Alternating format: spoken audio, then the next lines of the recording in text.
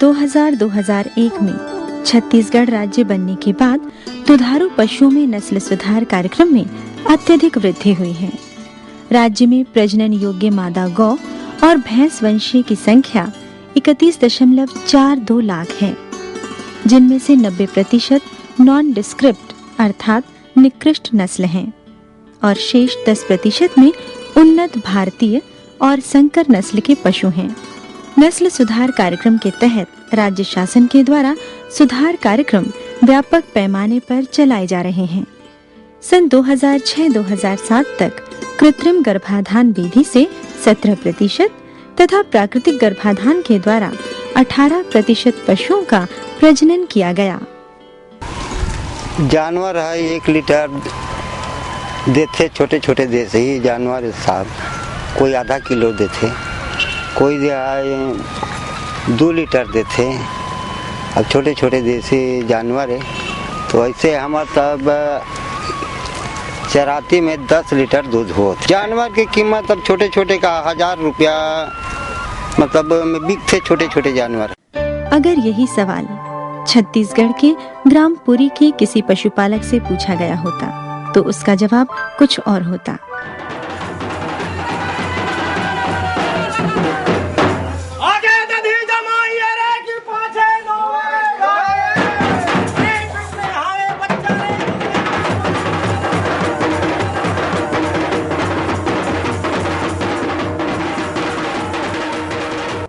कठिन तपस्या कीन्हे, तीन लोक के कृष्ण को राधा अपन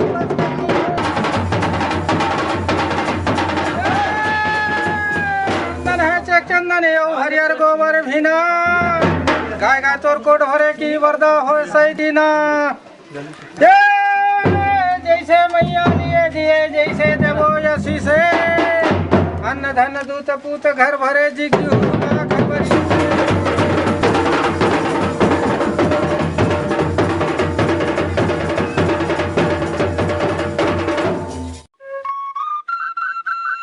गुजरात के आणंद के नक्शे कदम पर चलने की कोशिश करता धमतरी जिले का गांव पुरी। वक्ती जरूरतों में ढलने की ख्वाहिश लिए यहाँ के लोगों ने अपने देसीपन में छिपी जिजीविषा से गांव का स्वरूप ही बदल दिया है, लेकिन पहले ऐसा नहीं था। वो मका सब देसी देसी नस्ल रही से, कोनो 1 किलो 1.5 किलो, कोनो 2 किलो 2.5 किलो इतने ही तक दूध दे रही। मतलब जानवर पाले रही से 10 टन 20 टन जो भी 15 टन रखे रही से, लेकिन उनमें कोई आमदनी नहीं दी से, केवल बर्दिम खेत देना है और उसके बाद आइस्तान पेरा वेरा दे देना है, बांध देना है, गोबर बिनना है, फिर सवेरे मतलब बर्दिम खेत देना है। कि मेरे गांव में एक बैल का सांड और एक भैंस का सांड लाया गया था। एक बार का सांड थोड़ा खतरनाक निकल गया, लोगों को मारने पीटने लग गया और गांव में सांड था, उसके साथ लड़ाई वगैरह, तो खतरा की स्थिति बना रहता था। लोग वह क्या करते हैं कि धार्मिक आस्थाओं के चलते हुए गांव का ही जो बछड़ा होता है उसी को सांड के रूप में छोड़ देते हैं, और वही बछड़ा जो है जो उसके खून के रिश्तेदार वहाँ पे होते हैं, उसके कोई बहन होती है, कोई माँ होती है, कोई मौसी होती है, कोई बुआ होती है रिश्ते में, तो उन्हीं से वो प्रजनन करता है। तो ये वैज्ञानिक तौर से ये प्रजनन का तरीका ठीक नहीं है। बदलाव की शुरुआत हुई गांव में पशु चिकित्सा केंद्र बनने से। 1980-81 में खगेश्वर सिंह ठाकुर नाम का VFA वेटनरी फील्ड असिस्टेंस यहाँ पुरी में आया था, और उनने पहले सलाह दिया कि इसमें देसी जो गाय हैं उसमें यदि अच्छे नस्ल का बीज इसमें डाला जाए तो अच्छे नस्ल का बच्चे पैदा होते हैं। ये बात मतलब वो जो पांडे साहब जो आतरी से और ढोल डॉक्टर जो आतरी से, तो ये मन मतलब सलाह देवत की है मैं सुकालो राम जी ऐसे करो तो मतलब तुम हाँ थोड़ा से तरक्की मतलब कर लो और जानवर बढ़िया मतलब सुधार हो जाए और दूध दी जानवर घलो कीमत में बिकी। ये हमने अपने जिले में कंपलसरी किया कि हर व्यक्ति, चाहे वो डॉक्टर हो, चाहे ABFO हो, चाहे हमारा चपरासी हो, उसको प्रतिदिन कम से कम 2 या 3 गांव जाना है और एक बार वो रूट निर्धारित कर ले कि कौन कौन से गांव में जाएगा, वो जो सुविधा हो, दूर ना हो, साधन हो, सुविधा हो आसानी से, क्योंकि लौट के उसको अस्पताल का भी काम करना है, लेकिन उसको गांव में जाना है। बजाय इसके कि किसान हमारे पास आए अस्पताल में, तो वैसा नहीं करना है, हम किसान के पास जाएं। शुरुआती दिनों में लोगों को कृत्रिम गर्भाधान के बारे में समझाना कठिन था। गांव वालों के मन में इस विधि को लेकर तरह तरह की शंकाएं थीं। पहले तो चूंकि जागरूकता का अभाव था, लोग विरोध करते थे और इसको पाप मानते थे। मानते नहीं थे साहब कि कैसे ऐसे कृत्रिम गर्भाधान से बच्चा कैसे पैदा, ये भी नहीं मानते थे। डॉक्टर बेकार है, ये सही तरीके से डालें या कुछ भी है, तो समय थोड़ा असंतोष से गांव में कि मतलब सांड द्वारा सब चीज होना चाहिए। नहीं यार, वैसे काम नहीं कराना, ऐसे बस्ती में ऐसे सब कड्डर थे, ऐसे वाला बात नहीं है। पशु में कृत्रिम गर्भाधान के लिए सुकालूराम और रमेश यादव जैसे कुछ उत्सुक लोग सामने आए तो एक बड़ी मुश्किल का समाधान हो गया। लिक्विड सीमेन वाला कॉन्सेप्ट जब चालू हुआ तो लोगों ने विरोध किया, तो ऐसे चंद लोगों ने जानना चाहा कि ये है क्या, और उनको संतुष्ट किया गया कि भाई आपके जानवर के साथ खिलवाड़ नहीं किया जा रहा है, ये आपके बेहतरी के लिए है। और इन लोगों ने एक कहना चाहिए कि उस समय के हिसाब से रिस्क लिया कि चलिए हम आप पे भरोसा करते हैं और हम जो है आपके साथ हैं, बताइए क्या रिजल्ट आप ला सकते हैं। उस समय अपने पास करीब 100 देसी गाय थी और हमने उसमें 2-4 में एआई करके देखा कृत्रिम गर्भाधान करके, तो उसमें जो बच्चे आए थे भारी लंबे थे, सुंदर भी अच्छे थे और एकदम उसके बाल एकदम मुलायम लगते थे। और ऐसे तो दिखने में जैसे कोई शेर के बच्चे ऐसे दिखते थे, तो कोई कुत्ता के बच्चे जैसे दिखते थे। लेकिन कृत्रिम गर्भाधान यानी एआई विधि से जन्मे पहले बच्चे को देखकर ग्रामीणों की फुसफुसाहटें बढ़ गईं। पहले जब जानवर आए ऐसे ना साहब बीज डाली ये मना डॉक्टर मना, तो जो बच्चा निकले ना वो का है कि उटपुटांग टाइप अच्छा टाइप के नहीं दिखे। पहली का समझिए जो जानवर इस ना वो देसी नस्ल के, वो देसी नस्ल का जानवर ना तो वो का अच्छा टाइप की दिखा, ये जो जानवर है अच्छा टाइप के नहीं दिखे। तो मन में तो भावना पैदा होबे करी से कि कुल मिला के जानवर ठीक नहीं है। बैल बनी तो ठीक से नहीं बन पाई, गाय जो बनी वो ठीक से नहीं बन पाई।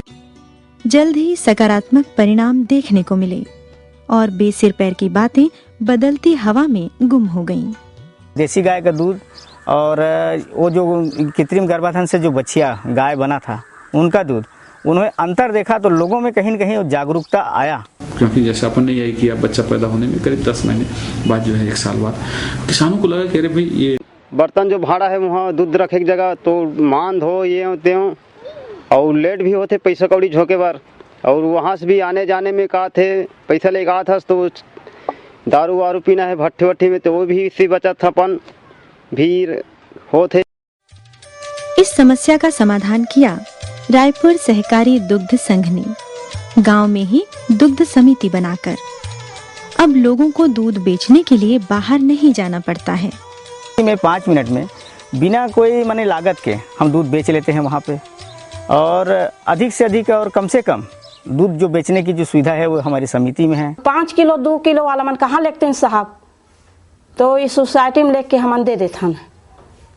वहाँ हमार काम भी बचत हो जाते, समय में आ जाथन, घर के काम कर लेथन, और वही दूध में हम जानवर के पालन पोषण खली पशु आहार लेके पालन पोषण हम ही मन करथन महिला मन। हाँ, अब यहाँ से वही चीज़ मिलता है, क्या है, दूध बेच लाते हैं, उसके बाद दाना ले जाते हैं से अपना दाना का पैसा करके जो पैसा जो बचता है उसको अपन ले जाते हैं। उसके साथ साथ अपना गाय के खिलाने के लिए कृमिनाशक वगैरह है, कुछ और कुछ थोड़ा बहुत प्रॉब्लम होता है ना, वहाँ से सुझाव मिल जाता है समिति से। केवल 5 पैसे खर्च पर पशुपालक अपने पशु के कृमि से निजात पा सकता है। तरीका ये है कि जो कॉपर सल्फेट जिसे नीला धोता बोलते हैं उसको उसका सॉल्यूशन बना के, उसका घोल बना के पशुओं को पिलाया जाता है, जिससे कि पशु के जितने भी पेट में सभी खास तौर पे जो राउंड वाउंड बोलते हैं, गोल कृमि होते हैं, उसका नाश होता है और पशु के शरीर की बाढ़ अच्छी आती है, पशु हष्टपुष्ट बनता है। गांव में अब सोसाइटी खुली, अब हम ही मन खोलें और वहाँ लेके दूध ला देथन। हमार समिति में मतलब रोजाना 350 लीटर दूध चल रहे थे। 200 लीटर है सुबेरे जाते और शाम के हुए 150 लीटर के लगभग जाते। महिलाएं जो है थोड़ा सी ज़्यादा ईमानदार अपने काम के प्रति रहती है, उसके प्रति वो थोड़ा से समय मेंटेन अच्छी करती हैं। वो लोग अपना समय में दूध लाती हैं और दूध की क्वालिटी है जो लोगों के बीच में हमको नीचे दिखना ना पड़े, तो इस टाइप का जो दूध में किसी प्रकार से मिलावट भी नहीं करती और अपना लाती है दूध, और पैसे का भी इधर उधर दुरुपयोग वो लोग मतलब अपने हिसाब से सदुपयोग में लगाती हैं। वो हर महीने होने वाली मीटिंग में चर्चाएं चूल्हे चौके पर नहीं, समिति के कामकाज के बारे में होती हैं। सचिव के रजिस्टर में कितना दूध की आवक है, कितने एक टाइम में कितना दूध होते और एक दिन में कितना दूध होते, दोनों टाइम मिला के कितना मतलब पैसा जमा है, कितना खर्च होते, कितना आय है, कहाँ मतलब किराया में जाते, का मोटर गाड़ी में जाते, ये सब के पूछे खातिर बार हमार मीटिंग करे रहे। एमे का है पुरुष मन ला कमा के हमार समिति के पैसा ला कमा के मतलब दूध बेच के पैसा देथन, तो वो मन का है शराब पियत है, कहूँ कुछ करत है, तेमे उड़का देते, तेकर से हमन ये पैसा ला अपन जीवन में अपन लड़का लोग के बढ़ा के एहे बार रखथन। हमार समिति है का है शिक्षा के और ध्यान देते कि गाँव में अशिक्षित बिल्कुल नहीं होना चाहिए। क्या इतना होने पर सब कुछ बदल गया? समिति की तरफ से हमको तो क्या साहब कुछ नहीं मिलती यहाँ, और क्या है, पशु आहार अपन संघ से खरीदते हैं, उसी को किसान को बांटते हैं, मिनरल मिक्स जो चीज़ है यहाँ, जो ये जो है स्वावलंबन की योजना है, जो सहकारी समिति जो समिति है वो स्वावलंबन की है। हम जो सहकारिता में भागीदारी से निपटाएंगे, अपना सब काम एक मिलजुल के निपटाएंगे। यहाँ कोई चीज़ लाभ के रूप में नहीं देती। और मैं तो ज़्यादा करके डेयरी में कम देता, मोला ज़्यादा फायदा धमतरी में, काबर मोला वहाँ 18-20 रुपया लीटर पड़ते और यहाँ 10-12 रुपया लीटर है। जब पानी का रेट साहब 12 रुपये बाटल है और दूध का रेट 10 रुपया है, कद का फायदा है बता। सवाल ये है कि जैसे रायपुर दुग्ध संघ है वो 9 रुपये लीटर दूध परचेज करता है, अगर गांव में ही किसी किसान का 12 रुपये लीटर दूध बिक जाता है तो 9 रुपये क्यों देगा? अगर इनका मतलब प्रोक्योरमेंट कास्ट बढ़ता है तो इनका प्रोक्योरमेंट भी बढ़ेगा, और जब प्रोक्योरमेंट बढ़ेगा तो जो इनका ऑपरेशन कास्ट है, उसका प्रोसेसिंग चार्जेज हैं वो कम हो जाएंगे। तो इस तरीके से देखा मैंने इनको प्रोक्योरमेंट बढ़ाना चाहिए, cost of production low cost technology से हमें कम करना चाहिए। जैसे यूरिया उपचार करके अपन दाने की खर्च को कम कर सकते हैं, प्रॉपर हाउसिंग करके और प्रोडक्शन बढ़ा सकते हैं। सारी विसंगतियों के बावजूद पुरी के लोगों ने आपसी समझ से एक परिवर्तन करके दिखा दिया है, सुझाया है नया विकल्प अपनी किस्मत बदलने का।